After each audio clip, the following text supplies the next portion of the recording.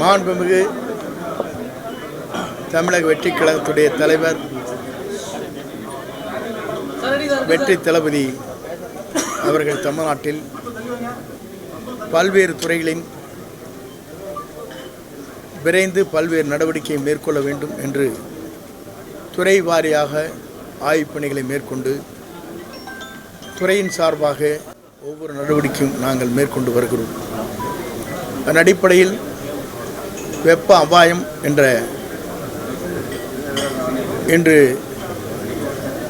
ஆய்ந்து அதற்கான கருத்துக்களை பரிமாறுவதற்காக இங்கே ஒவ்வொருடைய கருத்துக்களையும் கேட்டறிந்து எப்படி மக்களை பேணி காப்பது, மக்களுக்கு இந்த வெப்பத்தால் ஏற்படுகிற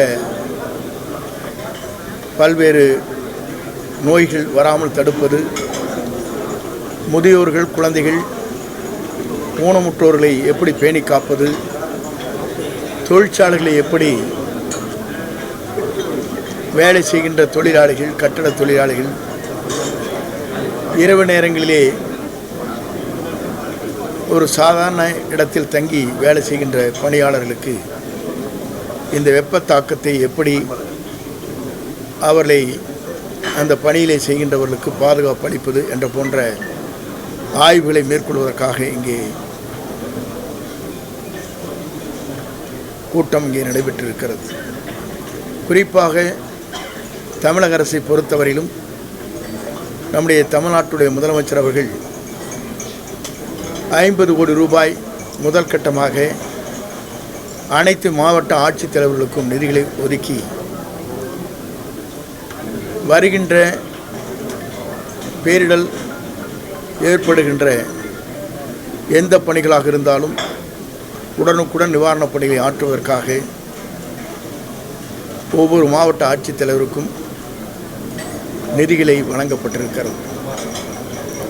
அதே நேரத்தில் நம்முடைய தென்மேற்கு பருவமழை குறைவாக இருப்பதால் நீர்நிலைகள் அணைகள் நீர் பற்றாக்குறை இருப்பதால்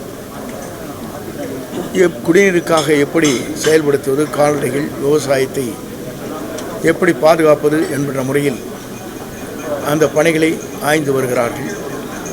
வடமேற்கு பருவமழை வருகிற போது அதை எப்படி அந்த தாக்கத்தை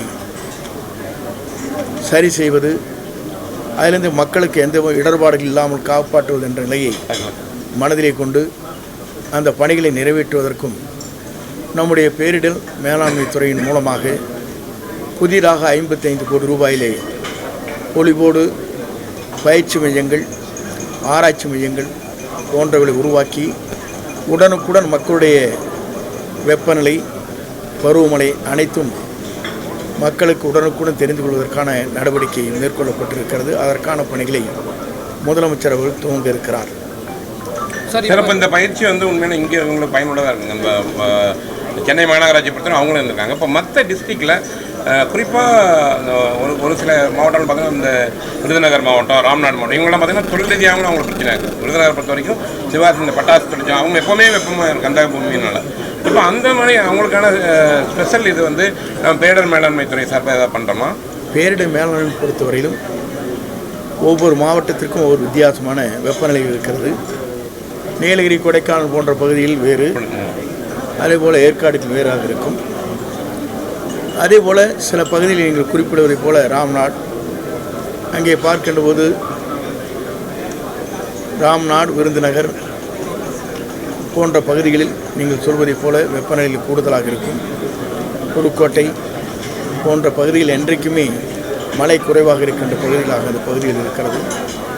அதற்காகத்தான் இது போன்ற கருத்தரங்கள், கருத்துக்களை கேட்டு மாவட்ட வாரியாக மாவட்ட ஆட்சித்தலைவருடைய பரிந்துரையின் பேரில் முதலமைச்சருக்கு பல்வேறு கடிதங்கள் அனுப்பப்பட வேண்டும். என்ன நிலை இருக்கிறது என்பதை முதலமைச்சர் ஆய்ந்து வருகிறார். ஒவ்வொரு மாவட்ட ஆட்சித்தலைவருக்கும் உடனடியாக நாள்தோறும் என்ன நிலைமையில் இருக்கிறது என்பதை நாள்தோறும் ஆய்ந்து வருகிறார், ஆய்வுப் பணிகளை மேற்கொண்டு வருகிறார். ஆகவே அந்த பணிகள் எங்கெங்கே நீங்கள் சொல்வதைப் போல வெப்பநிலைகள், நீர்நிலைகள் குறைந்து கொண்டிருக்க இடம், குடிநீர் பற்றாக்குறை எங்கே இருக்கிறது என்பதையெல்லாம் ஆய்ந்து அந்த பணிகளை மேற்கொள்வதற்காக எங்கள் துறையின் சார்பாக பல்வேறு புள்ளி விவரங்களை அரசுக்கு எடுத்துச் சொல்வதற்கு இது ஏதுவாக அமைந்திருக்கிறது. சார், மேகதாது அணை கட்டுவதற்கு தமிழக அரசுடைய அனுமதி தேவையில்லைன்னு சொல்லி நேற்று பார்லிமெண்ட்ல மத்திய இணையமைச்சர் நீர்வளத்துறையில் பதில் கொடுத்துருக்காங்க. இது தமிழக அரசு எப்படி எதிர்கொள்ள போகுது? முதலமைச்சரும் வரக்கூடிய திங்கட்கிழமை போறாரு. தமிழ்நாட்டை பொறுத்தவரை இது போன்ற கருத்துக்கள் அடிக்கடி கேள்விகளாக கேட்கப்பட்டு வருகிறது.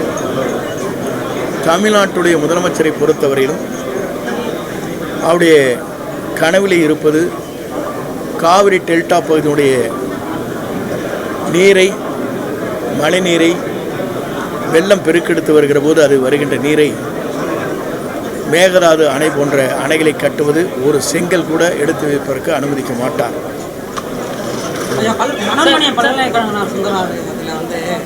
தமிழ்தாய் வாழ்த்து 3வது இடத்துக்கு பாடப்பட்டிருக்கு. தமிழ்நாடு அரசு தொடர்ந்து தமிழ்தாய் வாழ்த்துக்கு முன்னுரிமை அளிக்கப்படாத நிலையே இருக்கிறது ஒரு குற்றச்சாட்டு. இல்லை, எங்களை பொறுத்தவரையிலும் ஆளுநரே முதலே தமிழ்தாய் வாழ்த்து பாடியதற்கு பிறகுதான் ஆளுநர் உரை ஏற்பட்டது என்பதை நீங்கள் அறிவீர்கள். ஏதோ ஒரு இடத்துல நடைபெற்றது, இப்போ திடீரென்று கேட்கிறீர்கள். அதற்கான இந்த துறையினுடைய உயர்கல்வித்துறை அமைச்சர் அதற்கான பதிலை அளிப்பார். வடிகால் பணிகள் சென்னை முழுவதும் நடைபெற்று வந்தது. அது முழுமையா முடிவடைஞ்சிருக்கா? வடகிழக்கு பருவமழையை சென்னையில் எதிர்கொள்வது நம்ம என்ன மாதிரி மேற்கொள்ளணும்? அந்த பணிகள் முழுமையா முடிஞ்சது. ஏன்னா அவங்களே 80% இல்லை விரைவாக அந்த பணிகளை நகராட்சி மற்றும் நெடுஞ்சாலைத்துறை, பொதுப்பணித்துறை